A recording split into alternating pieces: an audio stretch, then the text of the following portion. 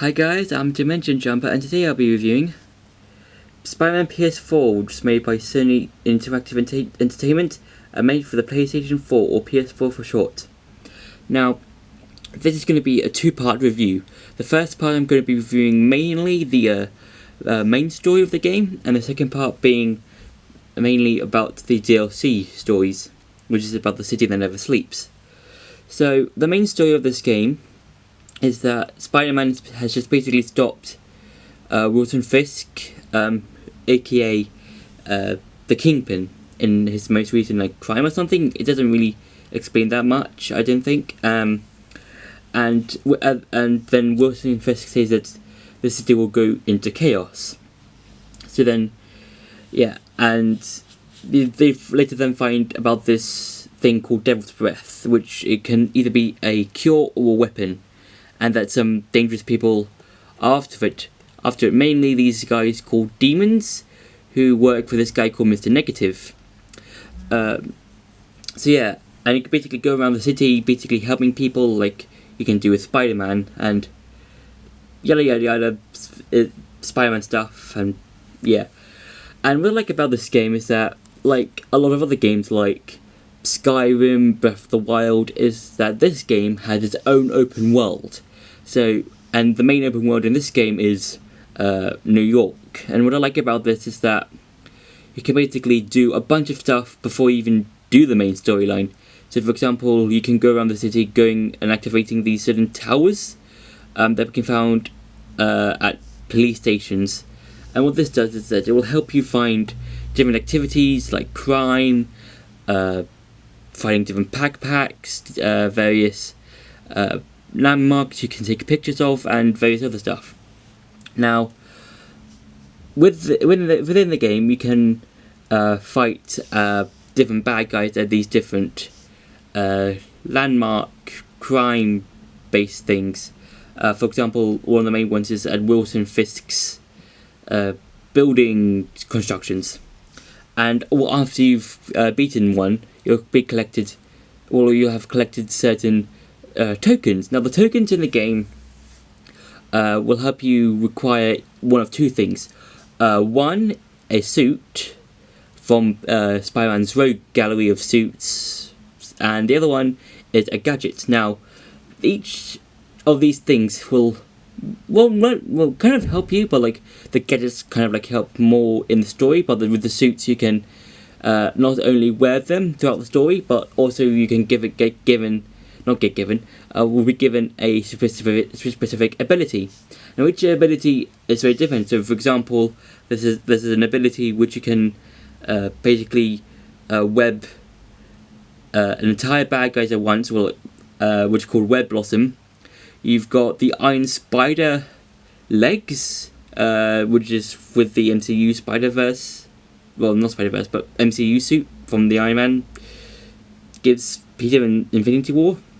And there's also one which lets you be stealthier, like you're less likely to be detected by bad guys, and various other abilities. Now, with the suits, there are various ones from various comics and movies and such stuff.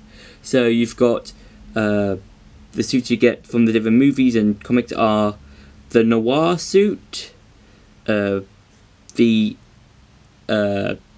classic comic suit. You've also got the MCU Iron Spider suit, Stark suit, and upgraded Stark suit, and various other suits to name.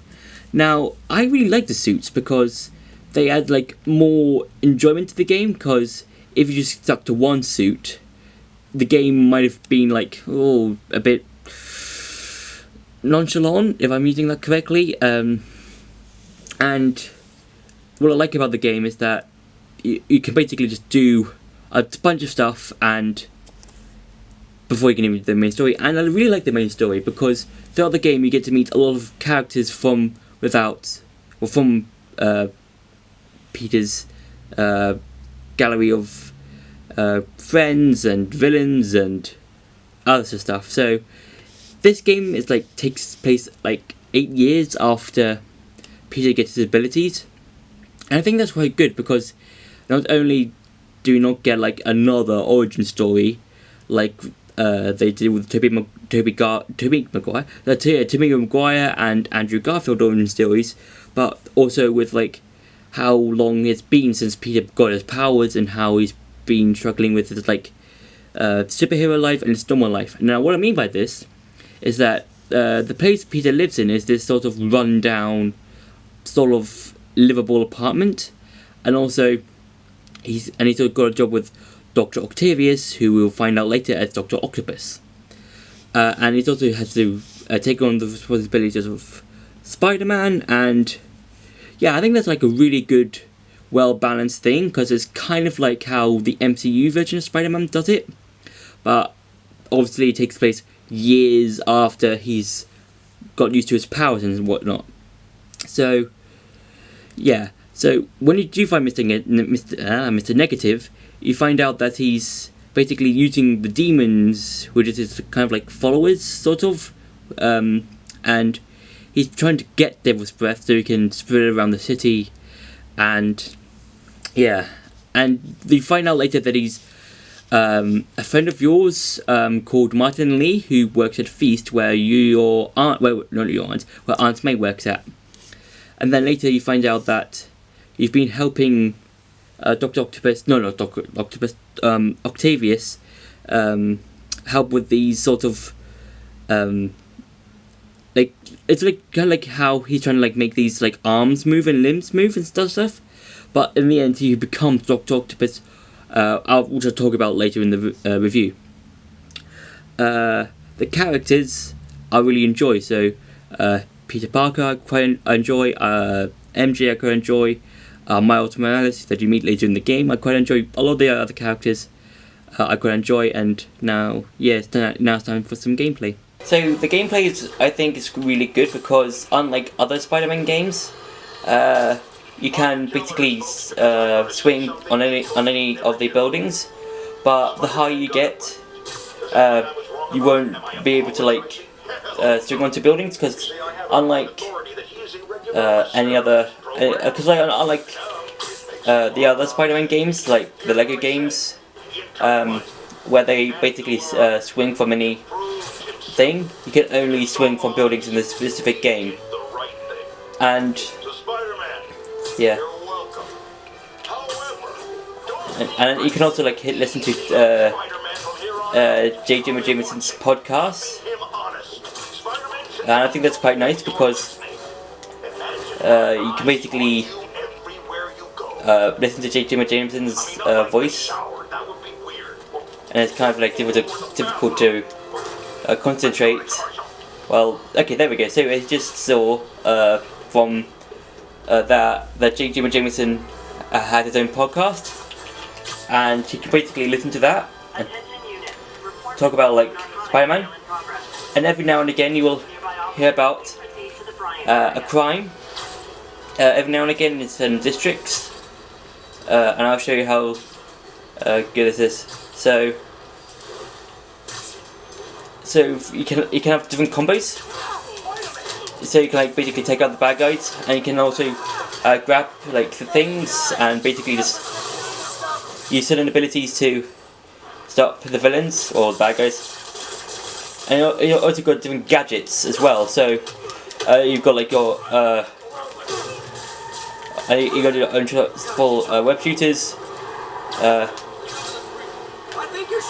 you can also like certain things you can be catching up to cars that thugs have used. You can do quick time events to slow the cars down. And once you've done, you can basically get rewards from it, mainly the tokens. But I've already got the token from that particular section. And also, if you press this button here, you can get the map up, so you can like look around the map, and there are different districts. So you've got Upper West Side, Central Park, Harlem, Upper East Side, Midtown, Hell's Kitchen, Greenwich, I don't know, Chinatown, and the Financial District. Now there are two ways to get around the map. There's the obvious traditional web slinging around the map, and also you can, if you hover over either a research station or police department and press the X button, you can fast travel there. Now what I like about the fast travel is that throughout the course of the game you can talk to other people, like you can see here, and throughout, like, towards the end of the game, Norman Osborn was tell the people of New York that Spider-Man is a fugitive, and there will be moments in which Spidey can be seen outside of the train. But I don't have the footage like here because I already read the game. Now, yeah, and also you can also look at the different things that are part of the map. So, for example, you've got your suits, and there are multiple suits from throughout, like as I said before, I think, throughout the different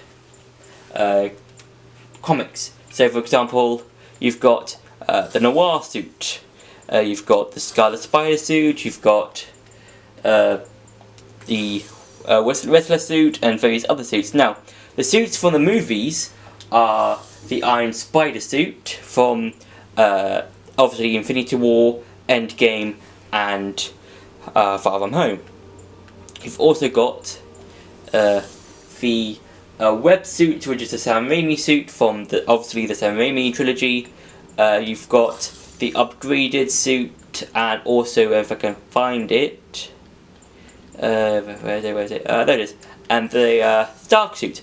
Now, for some of these suits, necessarily from these ones, apart from these three, and these three are locked ones, you'll need certain tokens to unlock this suit. So, for example, the Spider-Man 2099 white suit, you need 4 base tokens, 4 challenge tokens, and 4 crime tokens. Then, once you have the necessary tokens, you can then be able to get the suit and also the ability. So, for example, this suit, the white 2099 suit, has Concussion Strike. Every other one has different abilities. So, the Spider-Man 2099 suit has low gravity. This one has iron arms. This one has Spider Bro, which calls in a Spider Bro to temporarily act in combat, that sort of thing. And I really like a lot of them, mainly the Web Bottom ability, because it just saves me a lot of time from basically just whipping up a lot of bad guys easily. But the main suit that I normally use throughout the game is basically the upgraded Stark suit, and you probably know about this from my top 5 spider suits in my video like last week. Yeah, and I really like how like, you know, basically, as I said before, we can use different abilities in certain situations. And also, if you get a focus bar, that means you can basically defeat the enemies a lot easier, and basically one hit. So, but you can only do that if you have a full focus bar, and if you press the triangle button and the circle button at the same time. Now you can also level up and also gain certain skills. And once you get a skill point, you can basically get certain abilities. So, for example, you can throw certain enemies. You can jump out of enemies' attacks, but also do an attack of your own. You can throw back their own projectiles, but mainly rockets. Mainly the rockets. You can do swing kicks and other such abilities. Now, if you're running, this is what I've seen from a tip that I saw on the game, if I can find it. Okay, so if you're running, if you run and then press the second button, you can do that. And I think that's really cool because if you're going to like a certain objective, you can basically just get to the objective quickly. And also, if you run up a building and see an X button, you can basically do that. And if you run around up a building and press the L2 and R2, you can basically just you can just get to the edge of buildings, and I think that's probably the ability that I use the most often because it's just really quick, and I think it's really useful for me personally. Now this game is filled with Marvel type references. Not only does it have references from Spider-Man, but also from the main Marvel comics gallery and such stuff. So not only do you have stuff like Oscorp in the game, but you've also got Avengers Tower. Avengers Tower being somewhere, I think. I know it's somewhere, but it's really big. It's a really big tower. You've also got not only that, but also references to, if I can find it, backpacks. Okay, here we go. We've also got references to other Spider-Man stuff as well as the whole Marvel stuff. So, for example, an example of a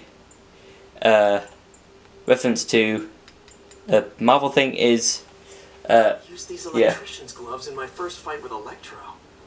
Gave me the idea to add insulation to my costume. Yeah, so I really like how small references like that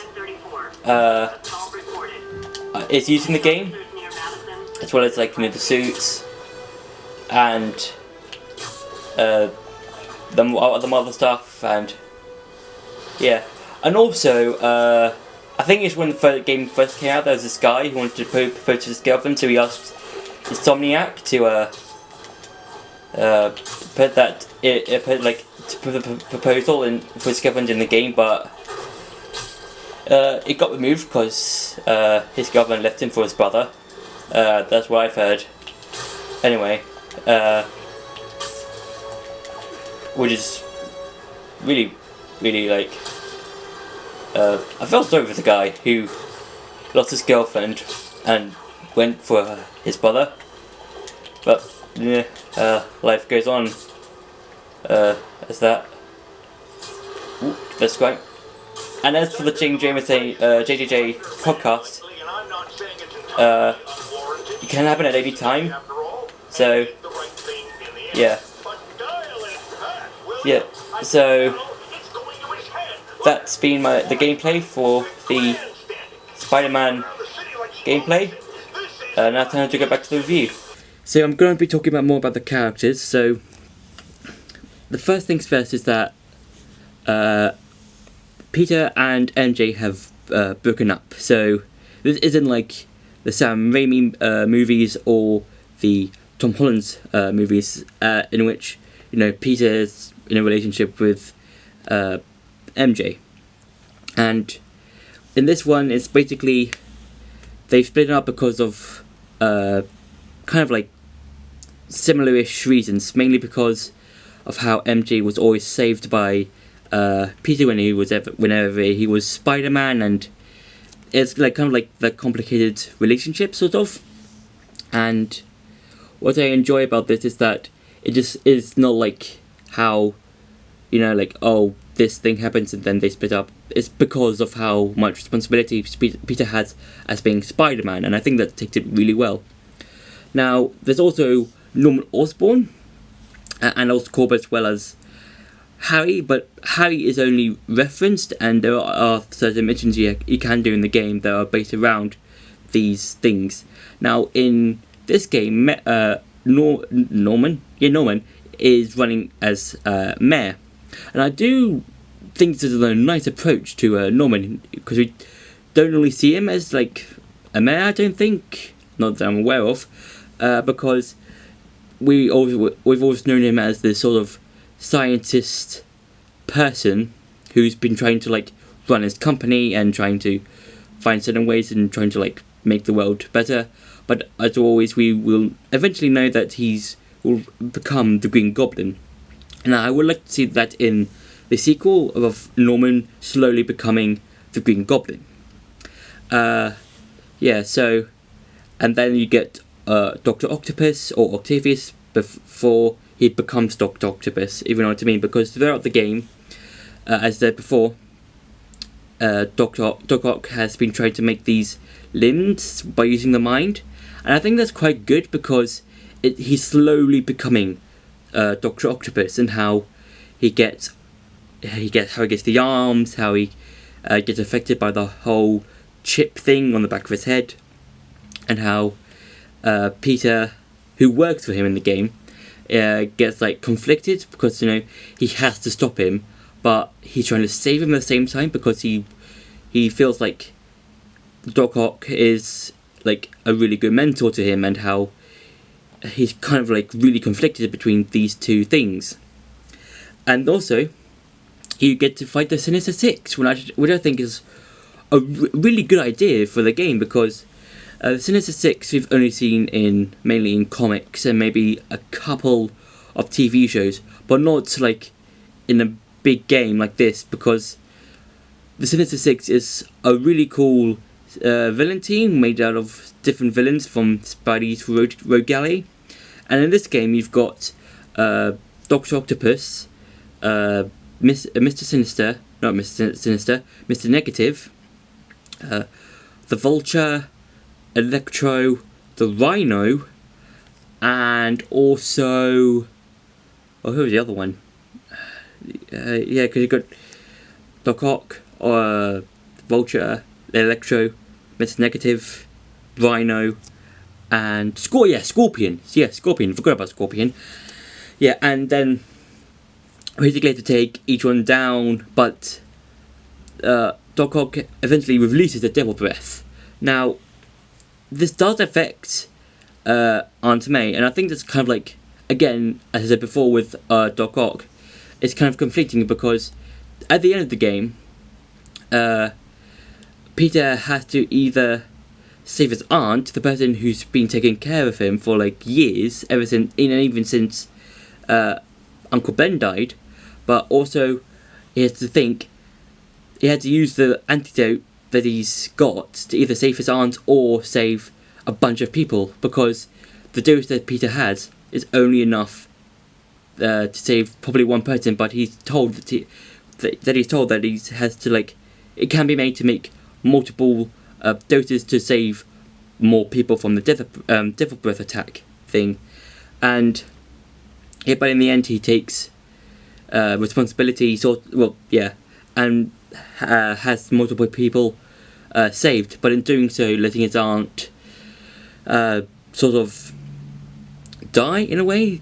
I know there's like kind of like sad, like the mood was like up here now, it's like down there in terms of the game, because it's like really emotional of how Peter has not only lost his uncle but now has lost his aunt, two people who've he suspected and has like has loved since he was like young, and yeah, I think that's like quite emotional for both the story and as like a character, and how an audience or like the person playing the game feels.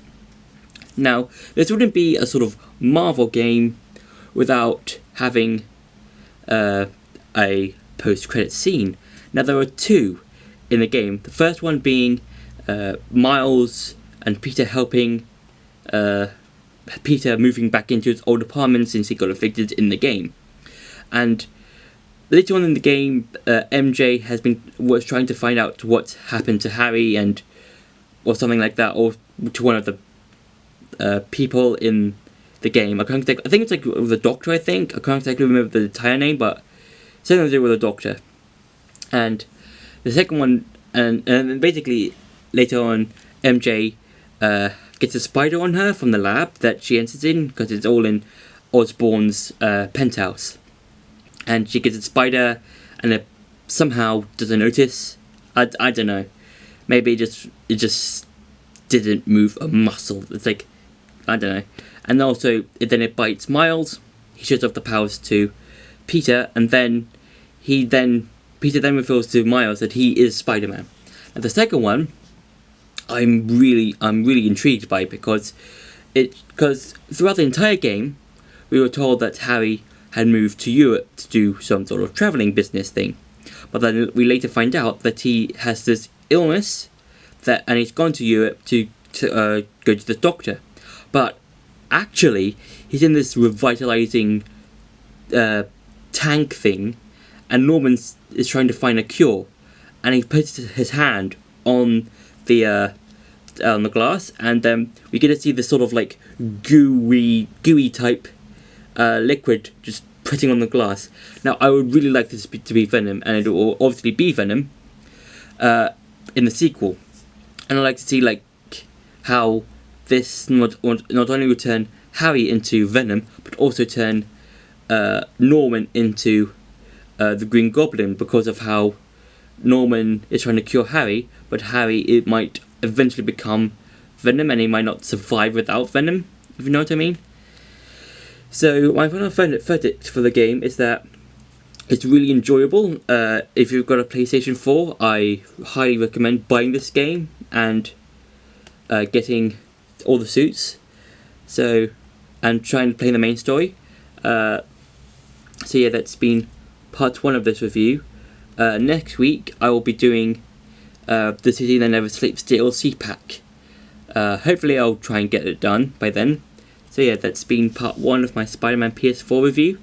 I hope you guys enjoyed that video, and don't forget to like, share and subscribe, and I'll see you in the next video.